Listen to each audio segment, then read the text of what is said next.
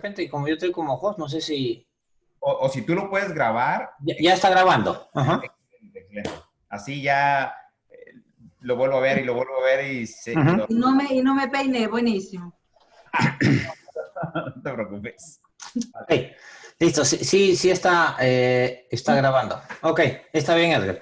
Entonces, lo que estaba mencionando justamente es que como adventistas del séptimo día, hemos perdido nosotros mucho de nuestra identidad y hemos dejado de estudiar los escritos de los pioneros, los escritos del Espíritu y Profecía, y hoy en día a raíz de eso tenemos nuevas revelaciones, entre comillas. Y estas nuevas revelaciones, cuando no son observadas desde un punto de vista bíblico y del espíritu de profecía, a veces pueden llevar a ciertas contradicciones que no las vemos en el mismo momento, pero luego se convierten en un problema. Ahora, la forma como nosotros adecuada de estudiar nuestra Biblia, y vuelvo a lo mismo, como adventistas del séptimo día, el Señor nos ha revelado a nosotros una luz superior a cualquier otra iglesia en este mundo. Eso lo dice la sierva del Señor. No es que nosotros seamos orgullosos o tengamos algo de orgullo, que nosotros no somos superiores a nadie. Somos tales hijos de Dios como ellos también. Y necesitamos el mismo Dios que ellos también necesitan. Pero como iglesia, el Señor nos ha dado una luz superior. Eso lo dice la sierva del Señor. Y eso está escrito en Eventos de los Últimos Días, en el primer capítulo. Así que, y por eso es importante que nosotros nos rijamos a la luz que el Señor ha revelado para su pueblo en este tiempo, especialmente a su iglesia. Como les decía, muchos están tratando de ver nuevas visiones, nuevos ángulos, nuevas formas, que no está nada malo, pero sin embargo no conocen o no conocemos nuestras raíces. No conocemos lo que escribió respecto acerca de este texto, por ejemplo, Jaime White. No conocemos lo que escribió Elena G. White. No conocemos lo que Ira Nelson escribió sobre esto. No conocemos lo que Smith escribió o lo que, ¿entienden? O sea, y todos estos pioneros participaron juntos de los mismos estudios. Estuvo también Elena G. White siempre allí. Y todos participaron y interpretaron y el Señor ayudaba a Elena G. White cuando se trancaban en un punto. Esto sucedió mucho en la creación de la iglesia adventista, cuando los adventistas se juntaron, cuando después de 1844, cuando los adventistas empezaron a formar este movimiento, y este movimiento que fue justamente puesto por Dios en la tierra como un cumplimiento profético, ellos empezaron a venir de diferentes tipos de iglesias. Venían de los menonitas, donde aparecía, por ejemplo, algunos, otros venían, Dios, no menciono menonitas, de donde salió Elena G. White. ¿Recuerdan ustedes de qué iglesia? Bautista, ¿no? No fue bautista, fue de los metodistas. Ella vino de los metodistas. Por ejemplo, vinieron otros, inclusive de diferentes denominaciones, y todos ellos justamente venían con la mente para estudiar la Biblia porque venían de un tiempo de los 1260 años, un tiempo donde el papado le había quitado al mundo. ¿Qué cosa le había quitado? La palabra de Dios. Y por eso le llamamos un tiempo de oscuridad, la Edad Media o la Edad Oscura. Entonces todos ellos venían de todo eso y con un ánimo y con hambre de estudiar la palabra de Dios. Y entonces se juntaron y empezaron a descubrir verdades en la Biblia, por ejemplo, de que el bautismo no era por aspersión, algo que se había vuelto tan común. Dijeron los bautistas que vinieron a la iglesia, dijeron no. Y entonces entre ellos dijeron, bueno, a ver, vamos a ver, ¿qué dicen los bautistas? Vamos a revisar si realmente el bautismo es por aspersión o por inmersión. Y ellos decían, no es por inmersión, vamos a revisarlo. Y así revisaban todo. Cada doctrina que nosotros como adventistas tenemos vinieron producto del estudio de la palabra de Dios y también por la guía del Espíritu de Profecía, porque el Señor puso profeta en su pueblo. Así que bajo ese principio quiero que nosotros empecemos a leer Apocalipsis capítulo 11. Y como les había dicho, no sé hasta dónde podremos llegar, pero a lo que avancemos, quisiera que valga la pena avanzar y dejar claro eso y tener una postura clara y ver realmente cuál fue el plan de Dios al revelar este libro. Así que voy a compartir aquí en pantalla. No sé si ustedes lo pueden ver. ¿Se puede leer, Samara? Sí, se puede ver, muy bien. Ok. Sí. Ahora, vamos a leer el primer texto de Apocalipsis 11. No sé si, Samarita, puedes leer el verso 1. Claro que sí. Apocalipsis 11:1. Me fue dada una caña semejante a una vara de medir, y se me dijo, levántate, mide el santuario de Dios, el altar, y a los que adoran en él. Ujú. Bueno, miren, aquí nosotros estamos viendo algo importante. Apocalipsis 11, como habíamos hablado, justamente se va a dividir en tres partes diferentes. Apocalipsis 11 tiene que ver con el movimiento del segundo advenimiento. Apocalipsis 11 también tiene que ver con la Revolución Francesa y también con la séptima trompeta. El primer texto o el primer verso que dice, me fue dada una caña semejante a una vara de medir. Nosotros debemos inmediatamente ver cosas que nosotros vemos en el Apocalipsis. Acuérdense, Apocalipsis 1 nos dice, ¿no es cierto? Es la revelación de Dios que le dio a Jesús, ¿no es cierto? Ahora, ¿qué cosa es? Apocalipsis es un libro simbólico. El verso 1 nos dice que directamente que es un libro simbólico. Así que cada palabra que está aquí en el primer verso, nosotros vemos caña, vara de medir, levántate, santuario de Dios, altar, los que adoran en el altar. Son diferentes tipos de palabras que literalmente nos va a tomar un tiempo poder entenderlas para poder seguir entendiendo el contexto del capítulo. Así que vamos a ir a la primera parte, donde dice, me fue dada una caña semejante a una vara de medir y se me dijo, levántate, mide el santuario de Dios, el altar y los que adoran en él. La primera palabra que nosotros tenemos es me fue dada. Imagínense el detalle en el que nuestros pioneros estudiaban la Biblia. Realmente a veces nosotros poco estudiamos la Biblia comparado a lo que nuestros pioneros estudiaron. Vamos a leer lo que dice me fue dada. No sé si alguien quisiera leerlo. Dice, aquí tenemos una continuación de la instrucción que el ángel empezó a dar a Juan en el capítulo anterior. Por ende, estos versículos pertenecen propiamente a este capítulo y no deben estar separados por la presente división. En el último versículo de Revelación 10, el ángel dio una nueva comisión, representaba a la iglesia. En otras palabras, como ya se mostró, tenemos en ese versículo una profecía del mensaje del tercer ángel. El mensaje está concentrado con el templo, Conectado. conectado con el templo de Dios en el cielo. Y está designado para encajar con una clase de personas que desempeñan la parte de adorador. Amén. Estamos viendo aquí que en el verso 1, gracias Edgar, nos dice, me fue dada una caña. O sea, estamos viendo aquí a Juan que recibe una caña y justamente ¿para qué? Semejante a la vara de medir. Estamos viendo aquí justamente que acá en la parte me fue dada, esto está relacionado o conectado con el templo de Dios en el cielo. No es el templo de Dios en la tierra. Eso es lo que vamos a empezar a revisar. La caña es semejante a una vara para medir. Sabemos que muchas de las cosas que nosotros leemos hoy en día, cuando estudiamos la Biblia, muchas de las cosas que estudiamos nosotros, si lo leyera una persona que vive en Jordania, si lo leyera una persona que vive en el Medio Oriente, inmediatamente entendería mucho más rápido lo que nosotros entendemos. Desgraciadamente por el tema cultural muchas cosas que leemos nosotros en el occidente quizás se nos hace un poquito o pasamos por alto muchas cosas, pero si lo leyera una persona de allá, ellos inmediatamente, acuérdense, las cañas. ¿Quién de nosotros utiliza una caña para medir, una vara para medir y todas esas cosas? Hoy en día no, utilizamos un tape de medir, es algo totalmente diferente, pero por eso llevamos estas cosas para estudiar un poquito más profundo.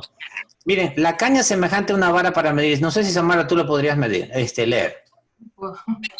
Puedo leer, pero después también quiero hacer un comentario del pasado, pero voy a leer primero. Ok, ajá, sí, no te había visto. Dale. La única y absoluta regla mediante la cual las acciones humanas son medidas para la eternidad es una norma infinitamente perfecta e invariable. no puede ser entendida por una mente finita, pues es infinita. El fin de todo el discurso es este: venera a Dios y guarda sus mandamientos, porque este es todo el deber del hombre. Porque Dios traerá toda obra a juicio, incluyendo toda cosa oculta, buena o mala. La caña semejante a una caña de medir, con la cual a Juan se le ordenó medir, eran los mandamientos de Dios. Mira qué interesante. Interesante. Miren cómo simplemente allí vamos nosotros desagregando el verso. Pero Jeffrey, déjame... Adelante, Samara, sí. Sí, perdón. Cuando ahí Smith habló en el primer párrafo, él dijo una profecía del mensaje del tercer ángel. Entonces tú habías dividido el Apocalipsis 11 en 3 partes. Ahí ese mensaje sería para la segunda venida, ¿no? Porque tú comentaste, o sea, para el tiempo del fin, en esta parte, porque no está en la... En la forma como vamos a ir estudiando más adelante, bien tu pregunta, Samarita. Miren, el contexto de Apocalipsis 11 está relacionado con el contexto de Apocalipsis 10. Como ustedes estudiaron Apocalipsis 10, ¿qué es lo que sucedió en Apocalipsis 10? El librito pequeño, ¿recuerdan? Sí, Daniel. El gran chasco, ¿recuerdan? ¿No es cierto? Justamente el momento en que ellos esperaban la segunda venida de Cristo. Literalmente Cristo venía, pero no a esta tierra, sino venía a pasar de un lugar a otro lugar en el santuario. Sí. El contexto de Apocalipsis 11 está totalmente relacionado con Apocalipsis 10. Y eso lo vamos a ir viendo. O sea, es la continuación, digamos así, de Apocalipsis 10, pero se explaya y se expande y repite, porque la Biblia tiene ese principio, Apocalipsis específicamente. El libro de Daniel de igual forma, los libros proféticos repiten y amplían, repiten y amplían, repiten y amplían. Entonces nosotros vemos acá. Ahora, la caña, esta famosa caña que se le da justamente, me fue dada una caña semejante a la vara de medir. Se está refiriendo a que justamente esta caña o esta medida que está relacionada con el mensaje que tiene que ver con que el templo está en el cielo. Recuerden, Apocalipsis 10, el pueblo de Dios descubre que el santuario no estaba acá en la tierra, sino el santuario estaba ¿dónde? En el cielo. ¿No es cierto? Ahora dice, el mensaje está conectado con el templo que está en el cielo. O sea, lo que nosotros estamos empezando a leer en Apocalipsis 11 tiene que ver, primero, que la gente ya no se enfoque en lo que está acá en la tierra, sino que hay un templo en el cielo. Y en el cielo se miden las cosas con algo que se llama los 10 mandamientos, ¿no? Es algo que el mundo hoy en día ha pasado por alto y ha dejado de lado. Sin embargo, tú y yo, cuando nosotros estemos frente al juez, cuando nuestro nombre se llame en el juicio, ¿qué es lo que va a ser el punto de referencia? ¿Frente a qué va a ser medido nuestro carácter? ¿Frente a qué van a ser medidas nuestras acciones? ¿Frente a qué vamos a ser medidos? Justamente frente a esta vara que se llama los 10 mandamientos, la ley de Dios. Vamos a seguir adelante. A la ley y al testimonio, si no hablaran conforme a esto, es porque no les ha amanecido. Isaías 8:20, refiriéndose a los 10 mandamientos. No sé si Edgar nos quisieras ayudar para leer el siguiente texto. Claro que sí. Dice, la palabra caña es cana en griego, y de ahí proviene la palabra en inglés canon, que significa regla, una ley, una norma u orden de doctrina o disciplina. La palabra canon es usada en el mundo religioso como la regla o autoridad para el cristiano. Hablemos de el canon de las Sagradas Escrituras o la ley de las Sagradas Escrituras, la regla de las Sagradas Escrituras. Lo que el ángel ordena es: mide el templo y el altar. Toma la Biblia, el canon o regla de las Sagradas Escrituras y examina o restaura el templo y el altar. Aquí seguimos ampliando con estos textos, que es lo que justamente a Juan se le está pidiendo, ¿no es cierto? Me fue dada una caña. Para nosotros muy difícil se nos hubiera ocurrido que la caña es un canon, realmente que la caña es una regla o es una norma, ¿no es cierto? para muchos quizás agarran esto y lo toman como una forma literal, como una medida solamente de medidas. Pero literalmente en lo que Juan está viendo, estamos hablando de la norma de Dios para el juicio, que nosotros empezamos a estudiar en Apocalipsis 10. En Apocalipsis 10 recordemos que toda la información, todo lo que ellos habían aprendido y que estaban enfocados en que la tierra era el santuario, empezaron a entender, producto de este gran chasco en 1844, de que en el cielo había un santuario. Y no era esta tierra el foco ahora, el foco estaba todo en el cielo. Ahora vamos a ver más adelante, entonces ahorita puedes ayudarme a leer acá. Una medida es cualquier norma de comparación o juicio. La única norma de comparación mediante la cual el santuario celestial y sus servicios pueden ser medidos o juzgados es el santuario terrenal y sus servicios. El terrenal era el símbolo del celestial y los tipos siempre dan mucha luz sobre sus antítipos. Antitipos, ajá.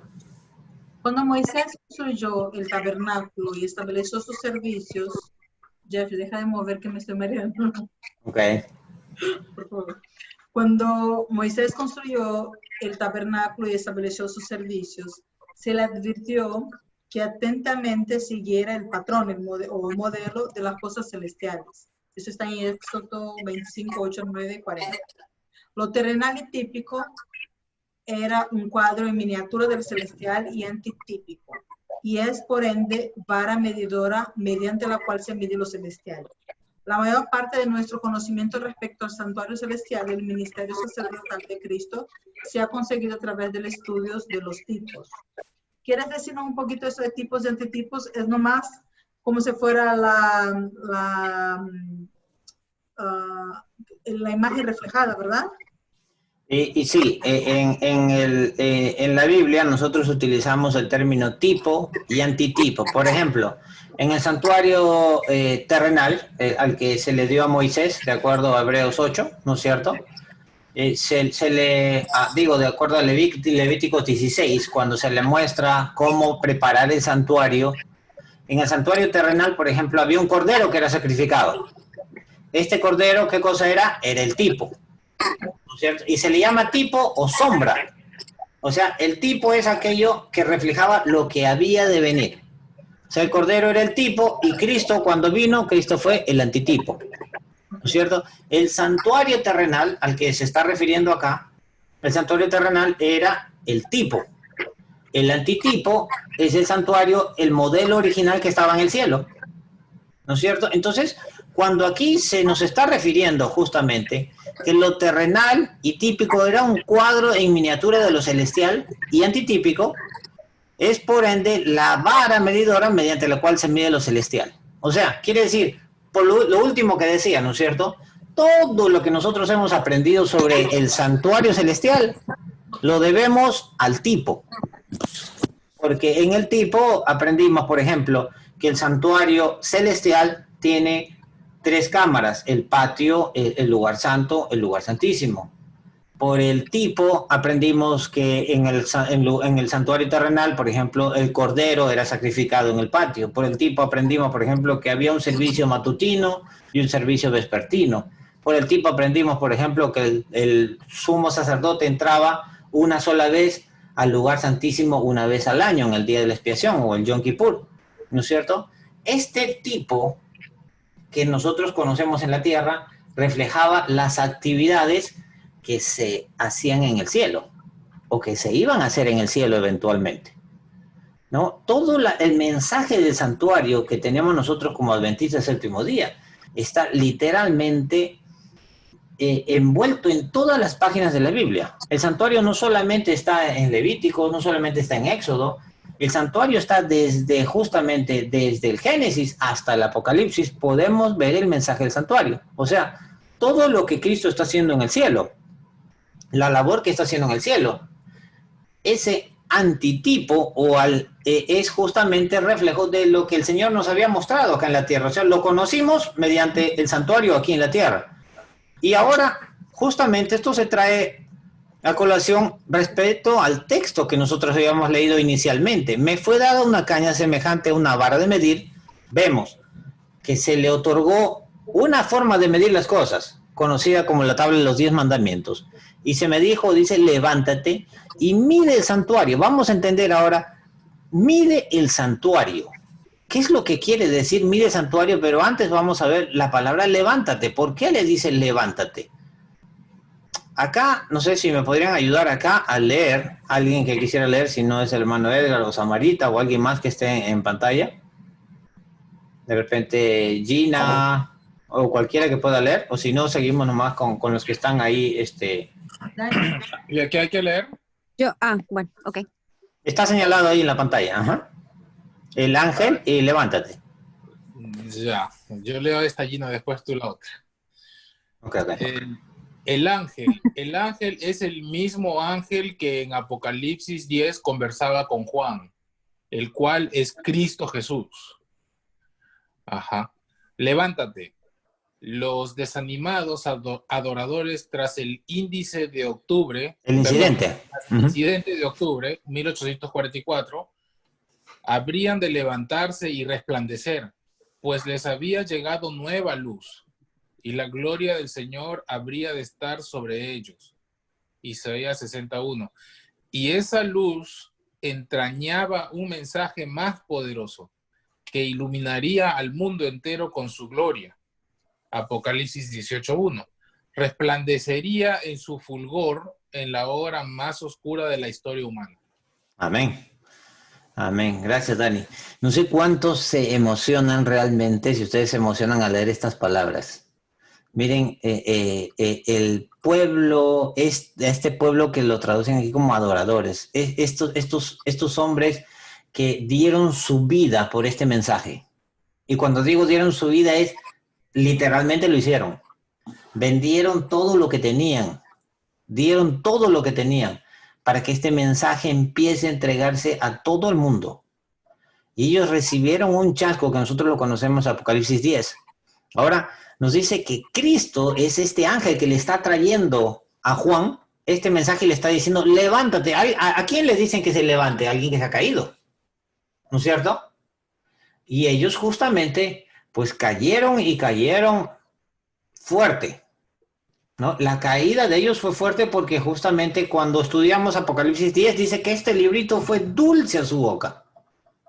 Fue dulce.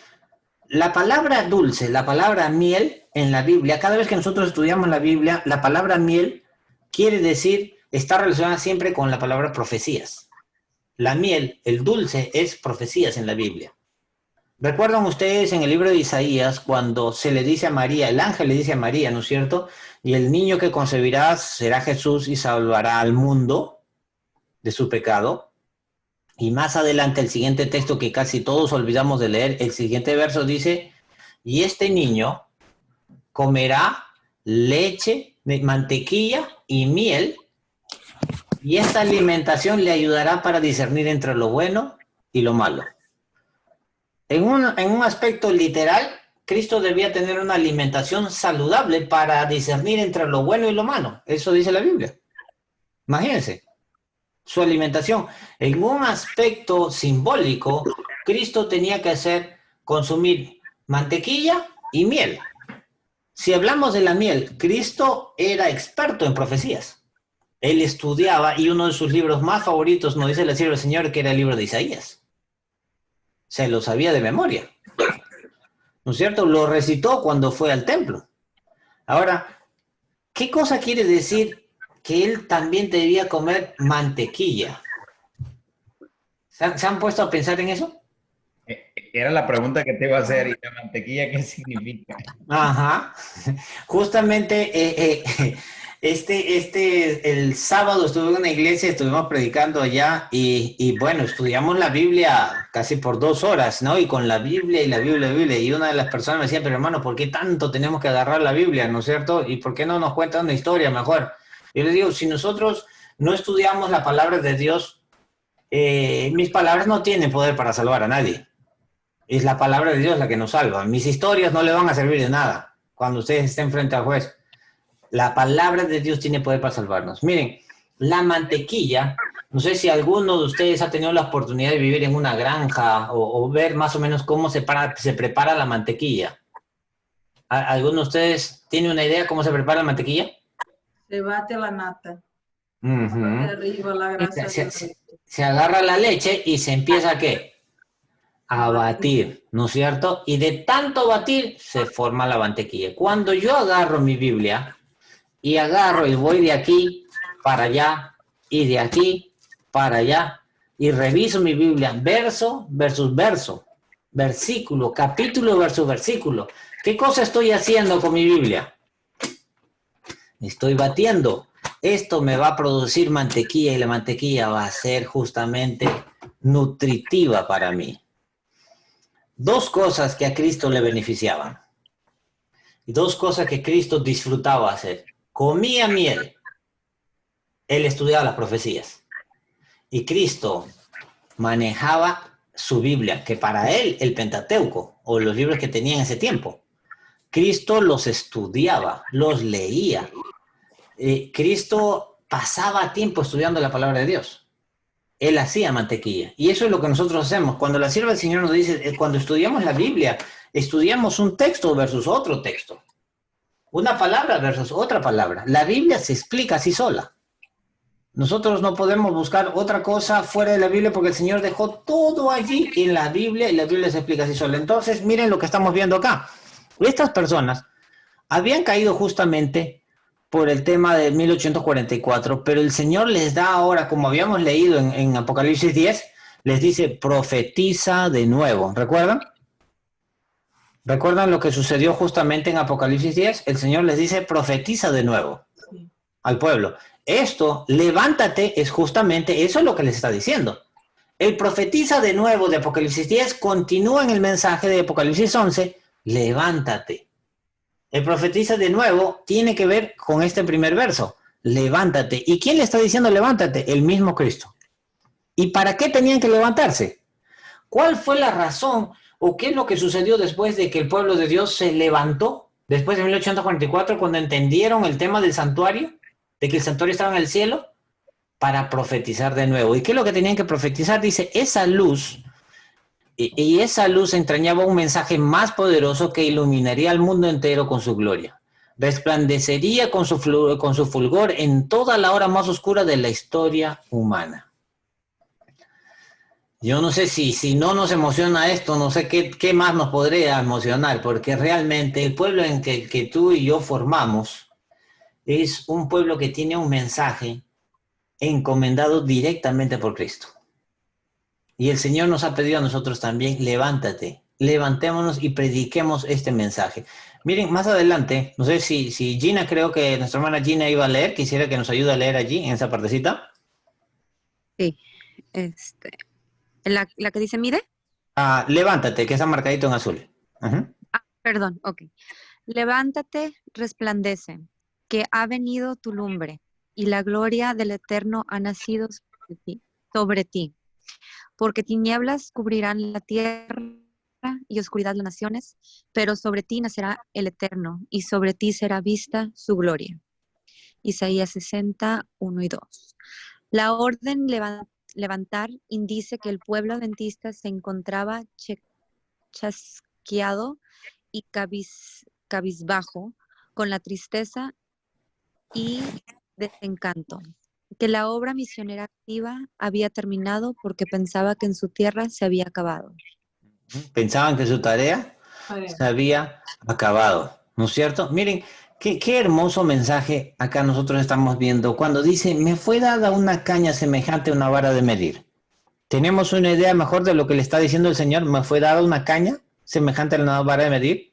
¿Qué cosa les entregó? Recuerden, nosotros vemos que en la Edad Media, el cuerno pequeño, este poder del anticristo, que venía después de estos 4 imperios, Babilonia, Medo-Persia, Grecia, Roma, y viene el anticristo, ¿no es cierto? ¿Qué es lo que iba a hacer el anticristo? Iba a pisotear el santuario. Y dentro del santuario, creo que como la vez pasada habíamos hablado, habían ciertos muebles, y él iba a alterar cada uno de los muebles del santuario. Iba a quitar la ley de Dios, iba a alterar cada uno de los muebles del santuario. Y ahora nosotros vemos de que es la ley de Dios a la cual le habían quitado de la memoria de las personas todos los muebles que representaban en el santuario justamente la ley de Dios, la justicia de Cristo, la palabra de Dios. Ahora lo que les está diciendo a ellos es, miren, la orden de levantar indica que el pueblo adventista se encontraba chasqueado y cabizbajo y pensaban que su obra había terminado, mas sin embargo el Señor les dice, como habíamos leído anteriormente, y está reflejado en Apocalipsis 18, no, levántense, porque el santuario va a ser restaurado. Imagínense, lo que ellos descubrieron en 1844, cuando entendieron que Cristo no venía a esta tierra, sino que Cristo pasaba al lugar santísimo, y esto está en Daniel 8:14, que nos dice hasta 2300 tardes y mañanas el santuario iba a ser restaurado, o iba a ser limpiado, ¿no es cierto? Ellos ahora entienden de que no, su misión no terminó allí en el chasco, sino que tenían que levantarse. ¿Por qué? Porque el Señor los iba a encomendar a llevar este mensaje a todo el mundo. Un santuario restaurado, y dentro del santuario termina siendo restaurada la ley de Dios. El pueblo que predica este mensaje, que está justamente en este tiempo, en Apocalipsis 11, es el pueblo que tiene que restaurar predicar este mensaje, llevar esta luz a todo el mundo. No sé si tienen sus Biblias ahí a la mano. Pueden ver conmigo Apocalipsis 7. ¿Alguien quiere leer Apocalipsis 7? Celita. Sí, yo puedo leer. Ya, Apocalipsis 7, y lo pueden leer directamente. Vamos a ver acá, Apocalipsis 7, Apocalipsis 7:2. Si lo pueden leer. Sí, claro. Vi también a otro ángel que subía de donde sale el sol y tenía el sello del Dios vivo, y clamó a gran voz a los 4 ángeles, a quienes se les había dado el poder de hacer daño a la tierra y al mar. Miren, Apocalipsis 7 nos está hablando, empieza Apocalipsis 7:1, nos está diciendo, después de esto Juan está viendo, dice, vi a 4 ángeles, y estos 4 ángeles estaban en los 4 puntos cardinales de la tierra, y estaban en pie. ¿Y qué estaban haciendo? Y estaban sosteniendo los 4 vientos de la tierra para que no soplasen. ¿No es cierto? Y para que no soplasen, dice, sobre el mar, sobre la tierra, sobre ningún árbol. Quiere decir, los 4 puntos cardinales, quiere decir en todo el planeta Tierra. Los ángeles están abarcando toda la Tierra. Los vientos representan conflictos, problemas, guerras, ¿no es cierto? Situaciones difíciles en la Tierra. Ellos están sosteniendo los vientos. Ahora, ¿qué sucede en el verso 2? También dice Juan B. Adelante, hermano Edgar, sí. Digo, nada más también para hacer hincapié en lo que dices. El 4 significa totalidad, ¿verdad? Totalidad. No habla de 4 ángeles literales, 1, 2, 3, 4, sino la totalidad de los ángeles están deteniendo esto. Así es. Así como la totalidad de los ángeles están deteniendo la totalidad también de toda la tierra. ¿No es cierto? No solo están en cierta área, nomás área geográfica, están en todo el planeta Tierra. El Señor está sosteniendo. Pero miren, el verso 2, nosotros vemos que ahí se ve a otro ángel que subía de donde nace el sol. ¿Dónde nace el sol? Pregunta para nosotros en esta tarde, en esta noche. En el oriente. En el oriente, que es conocido también como el este. El este. ¿No es cierto? El este o el oriente. Aquí dice, de acuerdo a lo que nuestra hermana leyó, vi otro ángel que subía de donde nace el sol, que es el oriente, el este, y traía con él el sello del Dios viviente. ¿Cuál es el sello del Dios viviente? Bueno, yo pienso que es Cristo, y el sello de Dios viviente es los 10 mandamientos, y el sábado es uno de los, ¿no? El sello, como tú lo has dicho, es el sábado. El sello de Dios es el sábado. La marca de la bestia, sabemos que es el día domingo. ¿No es cierto? En el conflicto de los siglos, la sierva del Señor lo repite más de 20 veces. ¿Pero es Cristo, ese ángel? Este ángel que sube aquí es un ángel que en este sentido, este ángel, miren lo que pasa aquí, lo que dice la sierva del Señor en el comentario. Dice, este ángel que sube trayendo el sello de Dios, dice que sale de donde nace el sol, Y la sierva del Señor nos dice a nosotros que este sentido de venir de donde nace el sol y en la forma como el sol nace, sale de un extremo de la tierra y llega hasta su punto máximo al mediodía, donde nadie puede negar de que el sol existe. El sello de Dios es el día sábado, está en el corazón de la ley de Dios, es su sello, eso lo hizo desde la creación. Lo que nos está diciendo aquí es que va a llegar a un punto, en esta tierra, vamos a llegar a un punto en que el sello de Dios, su día de reposo, el día del Señor, va a ser visto por todo ser humano en esta tierra. El mensaje de los 3 ángeles va a ser predicado, así como el Señor lo vio a los ángeles dando la vuelta a la tierra, y esos ángeles no son ángeles literales en el cielo, lo sabemos que somos nosotros, aquellos que prediquen ese mensaje. Ahora, la ley de Dios y su sello van a ser conocidos por todos los habitantes del planeta Tierra. ¿Por qué? Porque antes de que se termine el tiempo de gracia, todos tendrán que tener conocimiento para poder tomar una decisión. Nadie va a poder decir al Señor, yo no sabía. Todos los que estén vivos tendrán la oportunidad de ver la verdad y tomar una decisión con conocimiento del caso. Ahora, regresando nosotros a lo que estamos viendo en la pantalla, este pueblo que debía de levantarse después de 1844, chasqueados, justamente como dice allí, cabizbajos, con tristeza y con desencanto, que pensaban que su obra había terminado, este pueblo tenía que levantarse y hacer una obra mucho mayor a lo que nosotros vemos en Apocalipsis 18. Ellos tenían que predicar al mundo entero lo de la vara. ¿Y cuál es la vara justamente, o esa caña de medir? La ley de Dios. Tenían que traer al mundo la ley de Dios. Nosotros hoy en día estamos dentro de este pueblo justamente que el Señor había traído. Ahora, esta orden que les da el ángel, le dice, me fue dada una caña semejante a una vara de medir, y se me dijo, levántate, mide el santuario de Dios. Ya estamos entendiendo un poquito más eso. Ahora vamos a ver qué es lo que quiere decir que ellos tenían que medir el santuario de Dios.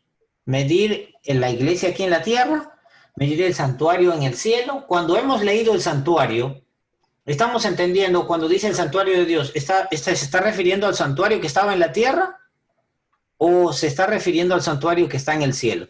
Vamos a leer, no sé si hermano Edgar me ayuda a leer hasta aquí. Hasta acá. Ok, sí, claro, dice, mide, debido al error cometido respecto al significado de la purificación del santuario, fue emitida la orden divina para que mediante el estudio del santuario fuera descubierto su error. Ellos habrían de medir, estudiar, investigar y examinar minuciosamente el tema, que ignorando ellos había causado su error y chasco. Para medir un objeto se requiere que atención especial sea dada a ese objeto. El llamado para levantarse y medir el templo de Dios es una orden profética para que la iglesia ponga atención especial al tema del templo o santuario. El medir sería considerar, evaluar y decir su condición. Una obra. Amén. Dice, el medir sería considerar, evaluar y decidir su condición, una obra de juicio. Acá vamos a ver 2 cosas importantes. Uno es medir y el otro es medir el templo. Recordamos que justamente ellos habían confundido, como venían de la Edad Media, donde el santuario prácticamente había sido desfigurado y desaparecido, y seguían ellos trayéndole mentalidad de que el santuario era la tierra, y entonces por ello ellos pensaban que Cristo venía a la tierra a purificar la tierra, pero ahora, producto de este chasco, ahora ellos entendieron de que el santuario, por el error que cometieron, de que el santuario estaba en el cielo, y el Señor les está mostrando esta verdad. Ahora, ¿qué cosa les está diciendo? El medir sería considerar, evaluar y decidir su condición. O sea, el medir primero tiene que ver con el medir el carácter de los hijos de Dios. Y luego vamos a ver nosotros acá más adelante qué quiere decir medir el templo. Y esto es importante. La primera parte de medir tiene que ver con que cada uno de nosotros vamos a ser medidos con la ley de Dios. Hoy en día nosotros podemos decir que Dios tiene su templo acá en la tierra. Es un término que utilizamos nosotros comúnmente por el templo. No es la iglesia, no es el edificio. Todos nosotros formamos el templo de Dios. Todos aquellos que aceptan a Cristo como Salvador personal, que siguen a Cristo, que guardan sus mandamientos, somos considerados como el templo de Dios. Pero Dios tiene su templo en el santuario celestial. Un templo en el cual Él habita. Ese es el santuario. Cada vez que nosotros vemos en la Biblia el templo, la traducción correcta es el santuario. Muchos se han olvidado del santuario que existe en el cielo y cuando se escucha Dios está en su santo templo, cae delante de él toda la tierra de Habacuc, ¿no es cierto? Está en su santuario. Sí, Dios visita a sus hijos en esta tierra. Sí, el Espíritu Santo está con sus hijos aquí en la tierra, pero nosotros representamos al templo de Dios.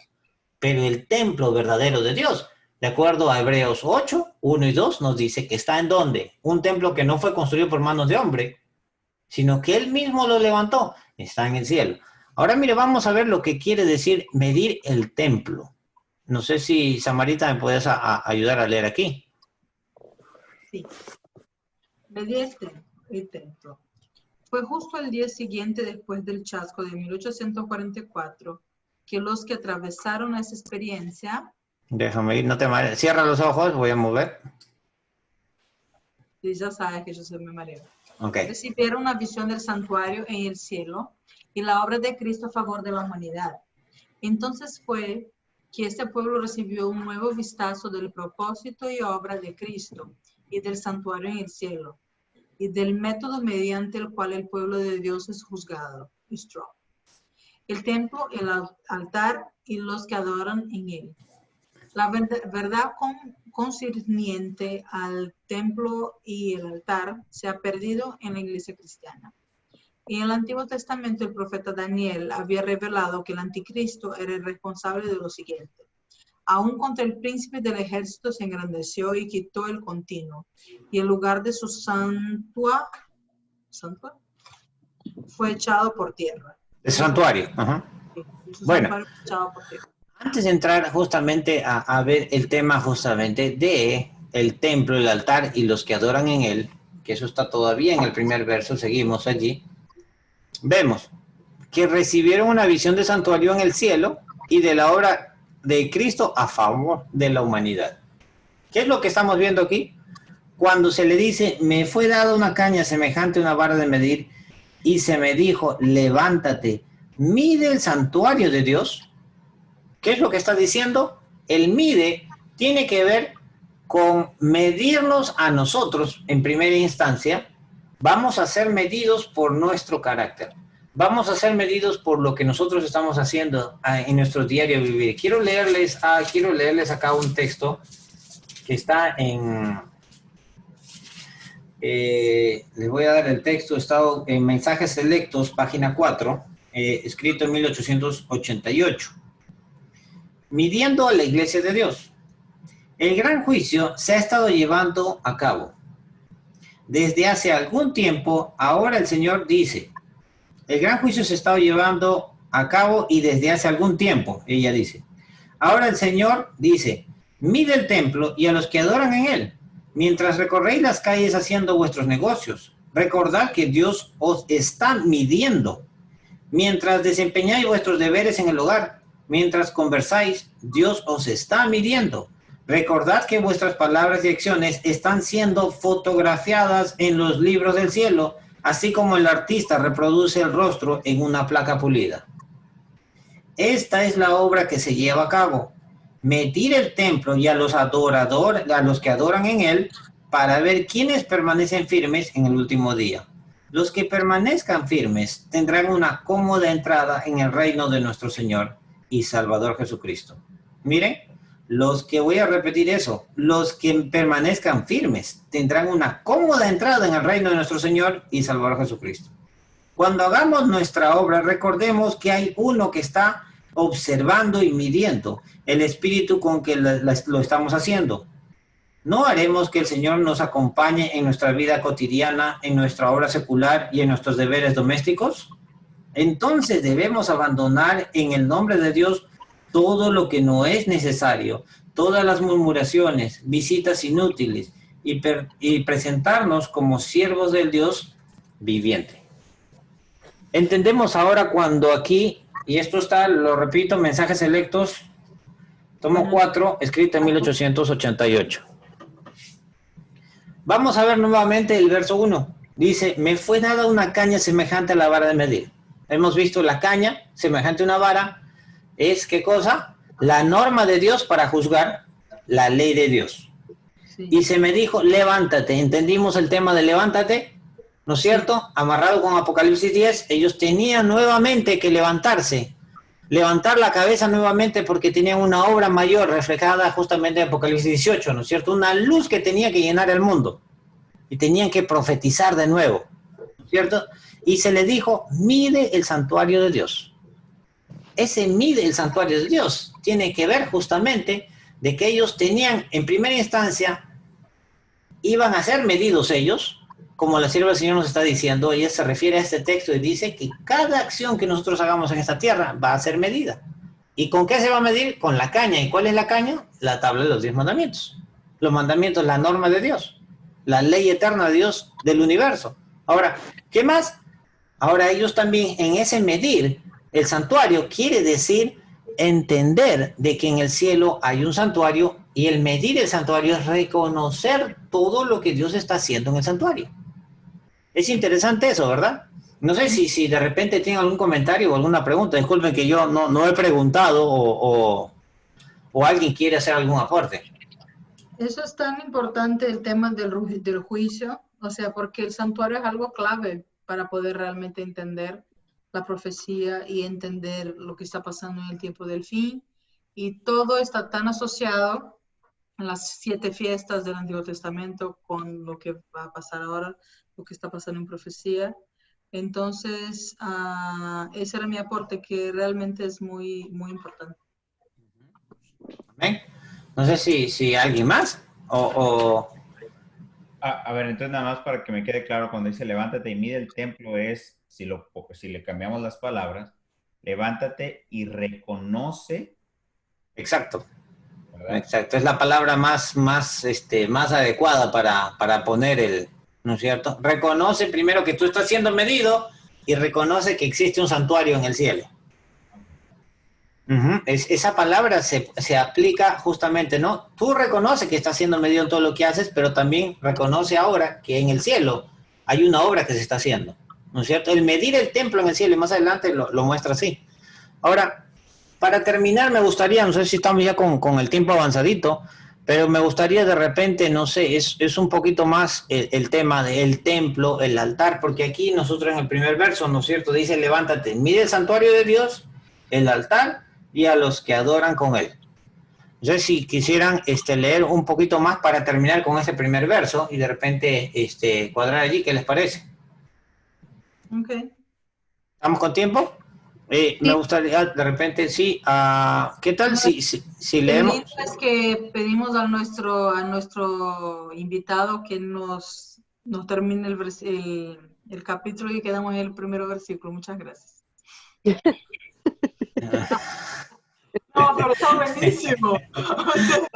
Es que no hay otra forma de estudiar la Biblia. No, imagínense, a Guillermo Miller le tomó 10 años estudiar un capítulo de el libro de Daniel. Imagínate. Nosotros queremos... de empezar más. Y no avanzaba una palabra a la siguiente palabra si no la entendía en todo el significado. Te digo algo, es tan bueno lo que tú hiciste con nosotros, porque cuanto más tarde para terminar Apocalipsis, mejor así estamos juntos y vamos a después leer otra vez. Sí. Claro. Y ahora cuando uno lee después, uno ya lo va leyendo con otro tipo de entendimiento, ¿no? En la simbología y todo lo que estamos viendo. Bueno, leamos esta parte de acá, no sé si alguien quiere, voy a marcar hasta aquí, como que para más o menos, para que tengan una idea de llevarse hasta acá. No sé si alguien quisiera leer. De repente, Ajá. adelante, sí. Ujú. Dice, ay, no le puedo, ahí está. El templo, el altar y los que adoran en él. La verdad concerniente al templo y al altar se ha perdido en la iglesia cristiana. En el Antiguo Testamento, el profeta Daniel había revelado que el anticristo era el responsable de lo siguiente.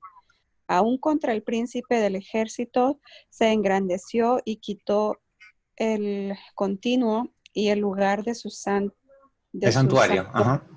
santuario por tierra. La palabra sacrificio no se encuentra en el original. Fue el continuo lo que fue quitado. El continuo representaba la administración de Cristo en el santuario celestial. Esto sería quitado y el lugar de su santuario, el santuario celestial, sería echado por tierra. ¿Cómo fue que el papado quitó el continuo y echó por tierra el santuario? Lo hizo al establecer un falso sacerdocio, un falso santuario y altar. ¿Qué es el altar que ha de ser medido o restaurado? Es el altar de incienso. El altar de incienso en el santuario terrenal estaba especialmente conectado con el ministerio del sacerdote. Cuando se desarrolló el sistema católico romano, el mundo fue engañado al ser llevado a considerar el sistema católico del sacerdocio como lo necesario para lograr la salvación. Las grandes verdades del santuario celestial de Cristo y su intercesión en ese santuario fueron echados por tierra, es decir, quedaron casi borrados en las mentes humanas.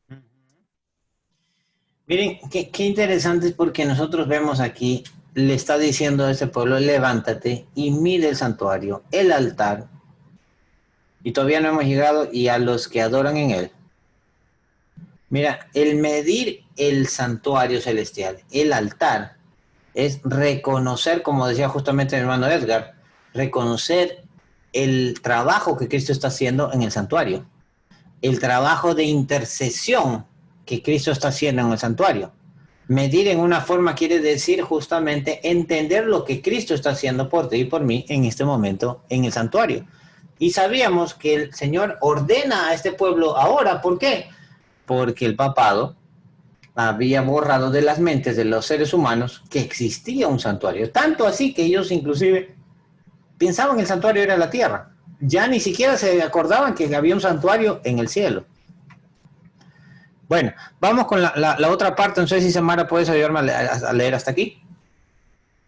Sí, pero ¿acaso la reforma protestante no restauró la verdad concerniente al continuo, es decir, el ministerio de Cristo y el santuario celestial? No, no lo hizo.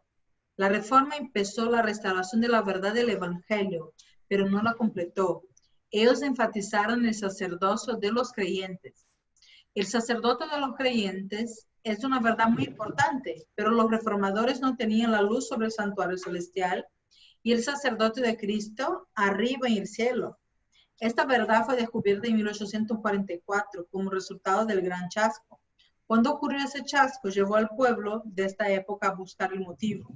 Fueron convencidos de Dios, que Dios estuvo en el gran movimiento de la segunda venida y por ende fueron llevados a tomar la caña, el cañón de la Biblia. Con esta vara examinaron el asunto del santuario. Pronto descubrieron que el santuario en el libro del Apocalipsis era precisamente el santuario celestial, el antitipo del santuario judío del Antiguo Testamento. Ellos también encontraron que el libro de Hebreos hablaba de ese santuario.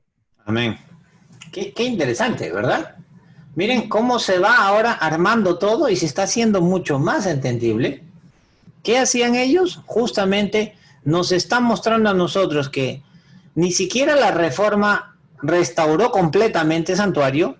Aquellos que participaron en la Reforma protestante no restauraron el continuo, nos está diciendo acá, de ninguna manera. Ellos restauraron ciertas verdades del santuario. No sé si la vez pasada recuerdan que habíamos hablado, se restauró, por ejemplo, Martín Lutero, ayudó a restaurar justamente el sacrificio, el altar de sacrificio, porque de acuerdo al papado, quitaron o cambiaron el lugar de sacrificio, que el sacrificio de Cristo nos limpiaba de todo pecado y era suficiente Pero el papado, ¿qué cosa hizo? Que nosotros ahora teníamos que ofrecer una misa y partir la hostia, ¿no es cierto? A través de ese evento, entendían que Cristo era sacrificado cada vez que se hacía la misa. Y se necesitaba las penitencias, se necesitaban muchas cosas para obtener la salvación. Todo lo contrario a lo que el Señor nos había mostrado, que en el santuario, justamente en el altar de sacrificio, solamente la muerte de Cristo era lo que nos daba salvación una sola vez. Y Él murió una sola vez por el perdón de nuestros pecados. Si nosotros lo aceptábamos era suficiente. Pero ellos hablaban de otras cosas. Alteraron, por ejemplo, el alabacro, donde se lavaban las manos. ¿Qué cosa instituyeron allí? El bautismo en forma de aspersión. Empezaron a bautizar a niños. Personas que ni siquiera habían aceptado conscientemente el Evangelio o a Cristo, empezaron ahora a ser bautizados. Cambiaron, por ejemplo, el mueble que está justamente de la mesa de los panes, que está en el lugar santo. Ellos alteraron de esa forma justamente la mesa de los panes, que ahora, ¿qué es lo que hicieron? La mesa de los panes representaba la palabra de Dios. Quitaron la palabra de Dios del pueblo. En el lugar santo también tenemos el incensario, el altar del incienso. Y el altar de incienso al que se está refiriendo aquí es justamente el altar de incienso, representa la intercesión de Cristo por nosotros en el santuario celestial. ¿Cómo cambiaron ellos? En la Edad Media, ¿cómo el papado cambió el incensario? Pues en la tierra instituyeron una cabina a la cual le llaman confesionario, donde ahora Cristo no es el único intercesor entre Dios y los hombres, sino ahora uno tiene que recurrir a otro ser humano para que interceda por ti ante Dios. Y ni siquiera otro ser humano, de repente a otro ser humano como la Virgen María. Entonces, si vemos, los protestantes restauraron mucho de lo que estaba en el santuario, pero no llegaron al punto del continuo sacrificio, ¿no? Pero cuando llegó 1844, y como nos dice aquí, en 1844, producto del gran chasco, la Iglesia Adventista ahora tiene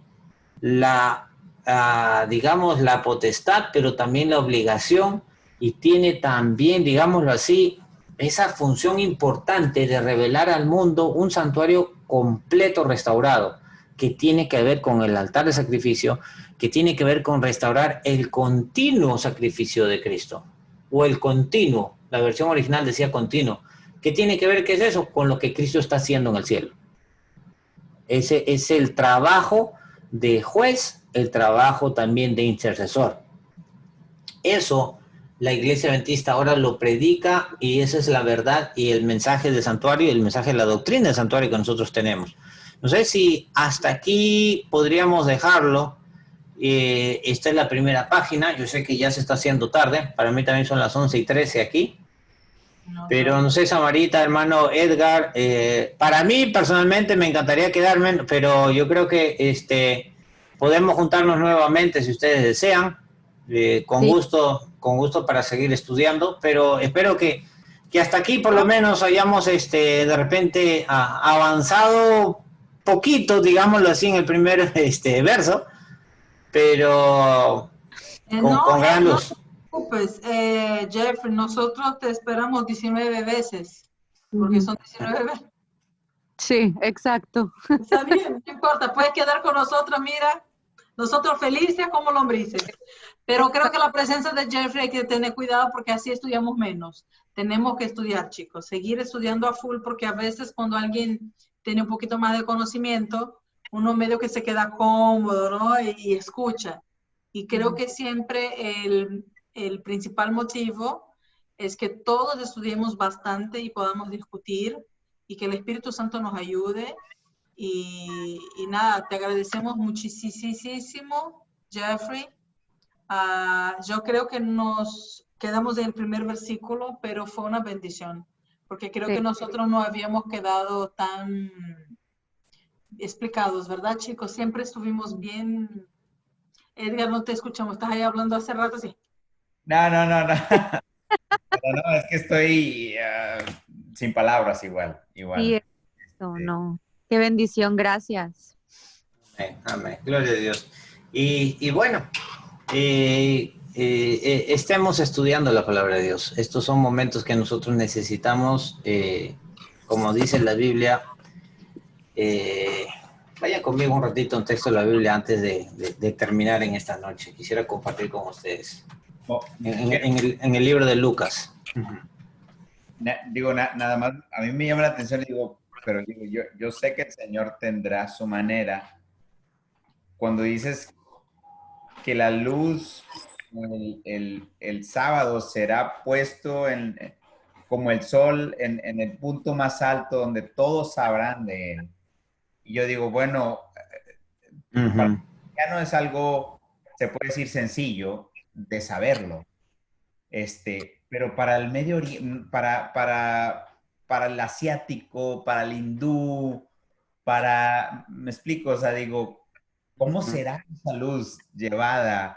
Igual y mi mente tan chiquita, yo sé que por ahora los medios de comunicación puedes llegar a casi cualquier parte del mundo, pero, o sea, no sé, porque te digo, para el budista, Sí. o sea... Sí, no, nuestra mente no llega a abarcar los planes de Dios y la forma como Él trabaja, ¿no? Pero definitivamente si Él lo dijo, tenemos que estar en expectativa a ver cómo va a ser, ¿no? Y empieza por nosotros, porque recuerden que en Mateo 24:14 dice, será llevado este evangelio por testimonio, ¿no? El Señor va a utilizar a su pueblo, a estos ángeles.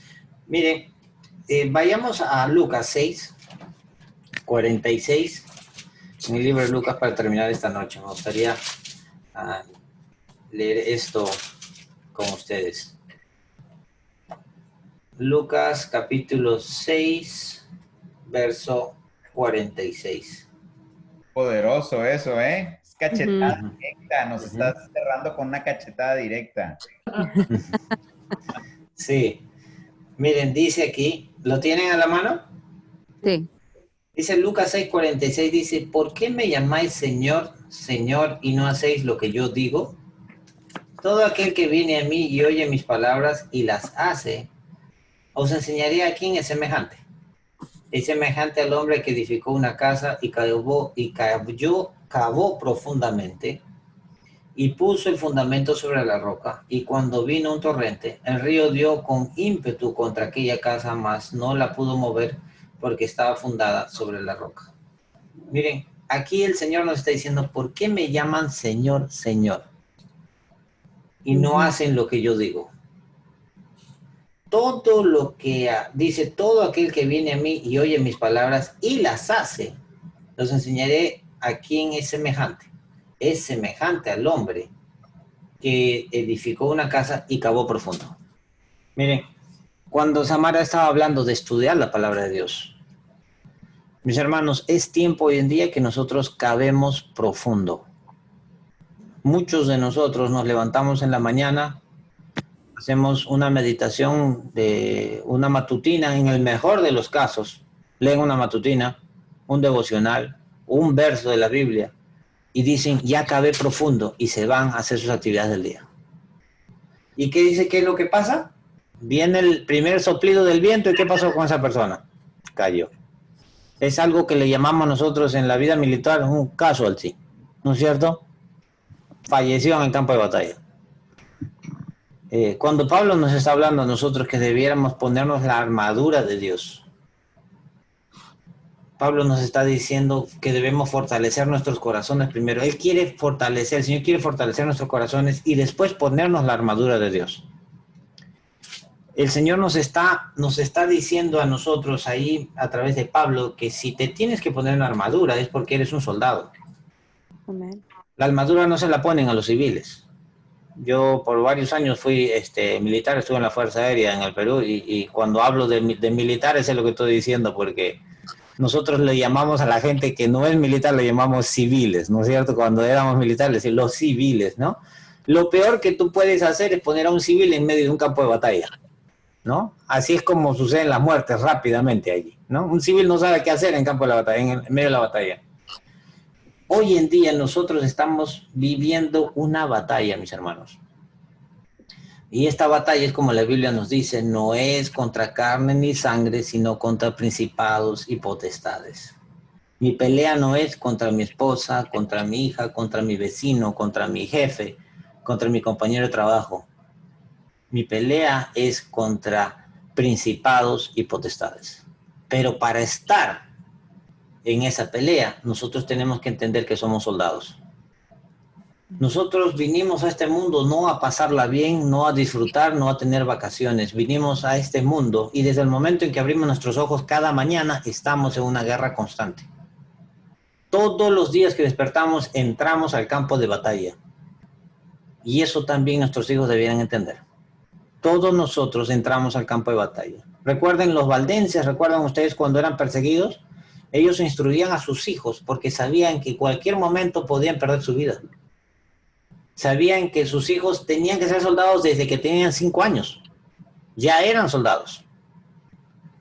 No los preparaban para disfrutar esta vida, para tener lujos, para tener disfrutes. Los preparaban porque sabían que como soldados tenían que llevar la palabra de Dios. De niñitos se memorizaban palabras textos completos de la Biblia, llegaban hojas para repartirlas en el mercado, a los que justamente el Espíritu Santo les guiaba. Nosotros hoy en día debemos entender de que hay una guerra constante. El tiempo de descanso, el tiempo de relajo todavía no ha llegado y ese tiempo va a llegar por la eternidad, pero mientras estemos en esta tierra es un tiempo de guerra. Y acá la palabra de Dios nos está diciendo en Lucas 6:47, en 48 nos dice, aquel que cavó profundo. Nosotros debemos aprender a cavar profundo todos los días. El cavar profundo es pasar tiempo con Dios, es pasar tiempo con Él, literalmente arrepentirnos, reconocer nuestros pecados, leer su palabra. Muchos dicen, yo ya me volví cristiano y ya dejé de tomar, ya cavé profundo. Otros dicen, no, yo ya dejé de comer ciertas cosas que no debía comer, ya cavé profundo. O ya no escucho la música que escuchaba, ya cavé profundo. Eso no es cavar profundo. ¿Sabían ustedes que cuando se trabaja en la construcción, cuando tenemos que construir, por ejemplo, en la tierra hay diferentes tipos de capas? ¿No es cierto? Hay algunas capas son arena, piedra lisa, ligerita, arcilla, tierra y hay roca. Cuando uno construye un puente, cuando uno construye un edificio, tiene que cavar hasta encontrar la roca. Uno no puede cavar 2 niveles y dejarlo allí y construir porque eso se viene para abajo. Muchos de nosotros literalmente no cavamos profundo y no llegamos a la roca y la roca es Cristo. ¿No es cierto? ¿Y por qué no llegamos hasta la roca? Porque hay algo que nos está separando entre la roca y nosotros. Eso que nos está separando entre la roca y nosotros podría ser nuestro mal carácter, podría ser de repente nuestra, quizás el chisme, quizás podría ser, no sé, las malas actitudes, el orgullo, tantas cosas que tenemos nosotros. Eso es arena, barro y cosas que nos están separando de la roca. El cavar profundo es atravesar todo eso, dejar que Cristo, mejor dicho, entre profundamente hasta nuestro corazón. Eso es lo que está diciendo la palabra de Dios. Cuando nosotros realmente debemos, este es el tiempo en que nosotros debemos estar dejando que el Señor cabe en nuestros corazones también profundamente y revele los secretos que tenemos en el corazón que nadie más conoce. El Señor quiere que realmente nosotros cavemos profundo porque Él, así cavando profundo, nos vamos a sentar en la roca que es Cristo y aquel que esté puesto en la roca no va a caer. Yo les animo a estudiar la Biblia, pero como decía Samara, estudiamos todos los días, pasemos tiempo. La situación en la que estamos viviendo hoy día en el mundo es una situación muy difícil.